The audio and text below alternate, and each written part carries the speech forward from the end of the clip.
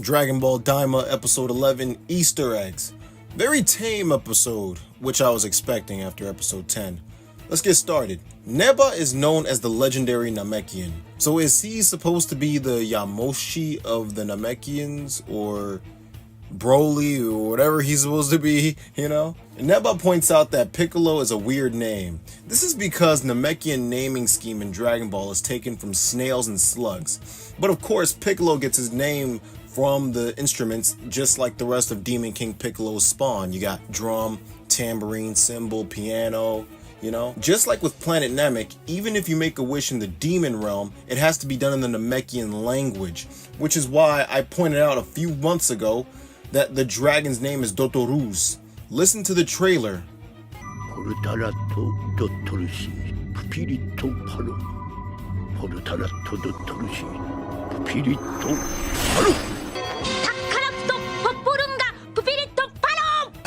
Piccolo doesn't speak it, so then what language was he speaking to Kami right here?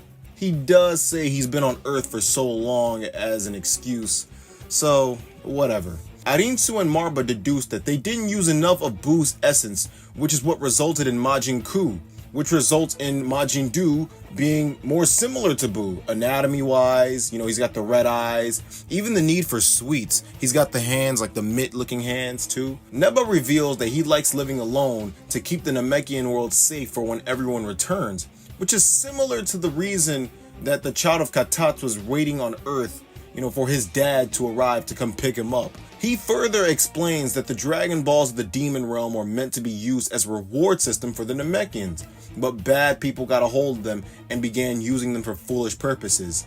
Sounds a lot like GT's Evil Dragons concept, but that's obvious, so you already knew that. This is also the reason he made it so the Dragon Balls wouldn't be used so easily. Majin Du immediately screams the moment he's introduced, just like the Kid Buu did. It's funny how he's fat, yet he's the crash out of the two, but the fat Buu from Z was more easygoing like Majin Ku. The Ncha gesture that Majin Du, Arinsu, and Marba make is something Arale was known for saying in Dr. Slump. There's a funny bit right as the fight starts when Majin Du begins jumping and bouncing around, and it really reminds me of Janemba from movie 12. The little spin he does to attack Tamagami number 1 even looks similar to Majin Buu's, or something that Majin Buu had done to Gotenks in their fight. Vegeta gets eaten by the Kraken, which is very similar to Majin Buu absorbing him and Vegeta ending up in his insides, in the anime at the very least. They just kind of cut to the chase in the manga. And those are the Easter eggs for episode 11. Dragon Ball Daima episode 12 Easter eggs. 12th edition, let's get started. Vegeta transforms, marking his first time going SS1 in Daima. A few seconds later, he goes SS2 to leave the beast's mouth. Majin Duu's moveset looks more and more like Janemba's, and even Veiku from Fusion Reborn, with the butt to the face move that he did to Tamagami 1.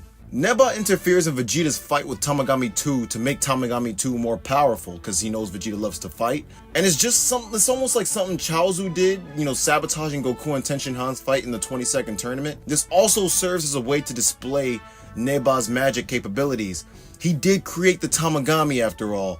And because of this, Tamagami 2 does begin to look more like Yi Xinglong from GT, the one-star dragon that is. He even headbutts Vegeta like Zarbon. I like how when Du finishes off Tamagami 1, the sword lands after he lands, just like what Trunks did in, like when he first met Frieza.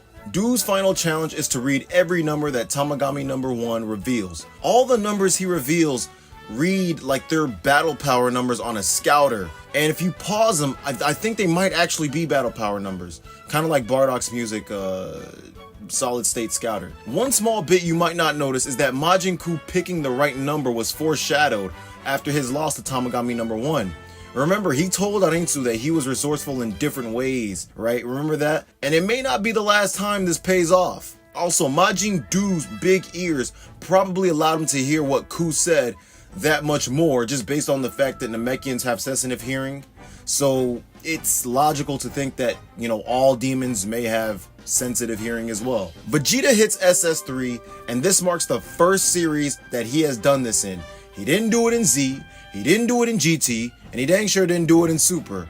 Also, the camera work after he went SS3 against Tamagami number 1 was nigh identical to the camera work that was used for when Goku went SS3 against Babidi and Boo. Like, it showed the camera elevating up to show his hair, and then it showed a close-up of his face just like it did for Goku. I do remember Geekdom mentioning this, and it's that Vegeta's hair in SS3, the way it sticks back, and not down like Goku and Gotenks, that could be and most likely is a reference to Toriyama's unused rough draft of how SS3 was supposed to look. That's how Super Saiyan 3 looks on Vegeta. And also, Vegeta progressing through every SS1, like SS1, SS2, SS3, is very similar to what Goku did against Boo and Babidi, which, you know, happened to be a demon, and Vegeta's in the demon world. The demon realm, that is. This is also very reminiscent of Vegeta surpassing Goku while still in SS2 versus Beerus. He blocks Tamagami 2's trident with one finger, just like Goku did with Trunks.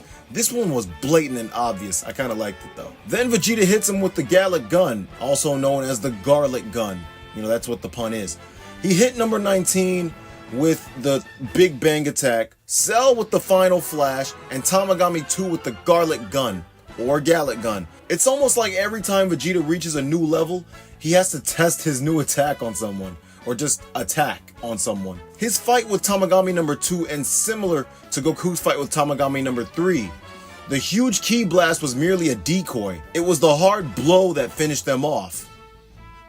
Pause. Do was the only one to beat his Tamagami with the Ki Blast that he threw at him to end it off. Vegeta tells Goku that he had snakes on planet Vegeta after solving Tamagami's final challenge. Hypebeast does a victory dance for Vegeta, which is similar to Ginyu wanting to do the dance of joy for Frieza, which he didn't do in the manga, but in the anime, because they were catching up to the manga, he had to do it. They needed a way to conserve time before they caught up to the manga. When Goku asks Vegeta to take a Medibug and references that Vegeta used to like eating critters, this is most likely a reference to Vegeta's first appearance, showing him eating an alien while sitting down with Nappa in the beginning of the Z era of Dragon Ball. And those are all the Easter eggs and lore and all that stuff for episode 12.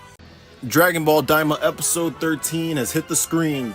The first Dragon Ball Daima episode of 2025. Let's get started with the Easter eggs and lore. Goma and Deges plan to disable the Warp Sama to keep Goku and the others from coming to the first demon world, and this is the first instance of someone mentioning the warps can be disabled, which ends up happening. When the heroes crash land, they land similarly to Goku, Pan, and Trunks from GT episode 3. And the area they land in is similar to Planet Monmouth from GT episode 6. Everything is so giant looking. Goku even eats an apple, which may be an homage to Goku having to fire a Kamehameha, which was lodged in an apple the giant ate, which then got stuck in his tooth that Goku had to use a Kamehameha to blast out of his mouth.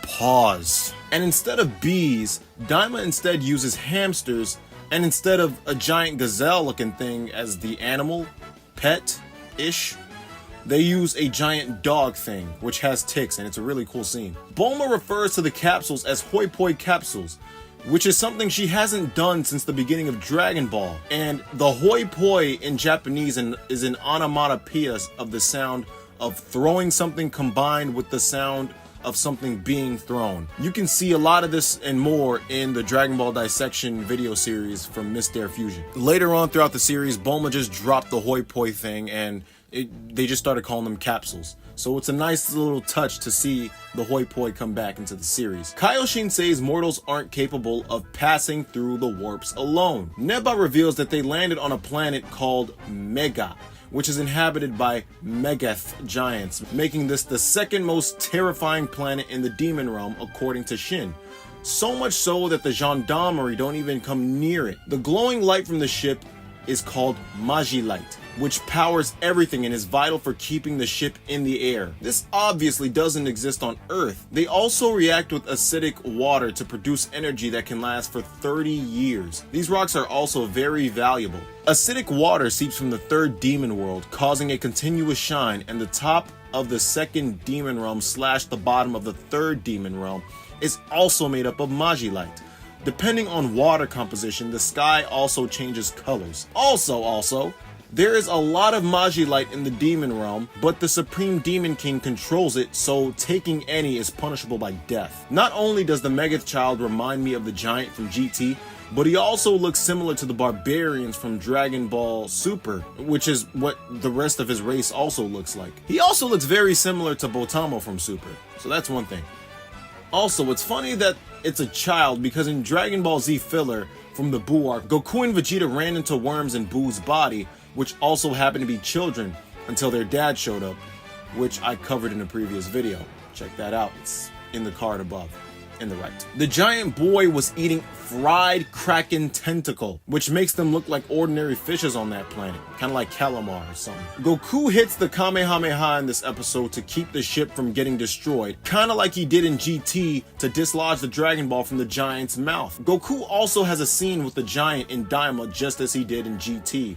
He also transforms as well. The giant tries to squash Goku like Nappa tried to squash Gohan, but just like Nappa did, he failed as well. Even though the Megaths are ridiculously powerful, they're very laid back, which keeps them from wanting to conquer the demon realm, which makes them very similar to the Namekian counterparts of the same second demon world. There's an even scarier planet called Giga, and the Gigaths inhabit that planet, which spells out the pun for you. Mega, Giga, you know, things of that nature, which is why words like gigantic exist, ginormous, is that even a word? But you know what I'm talking about. They're just words for enormous. And even GT used this, which is basically what this episode was kind of an offshoot of, with the planet Monmouth, which is a pun on mammoth. Just things that are large in nature. Those are the Easter eggs for Dragon Ball Daima episode 13. I got a lot to say about this, so check out the review on the channel later on.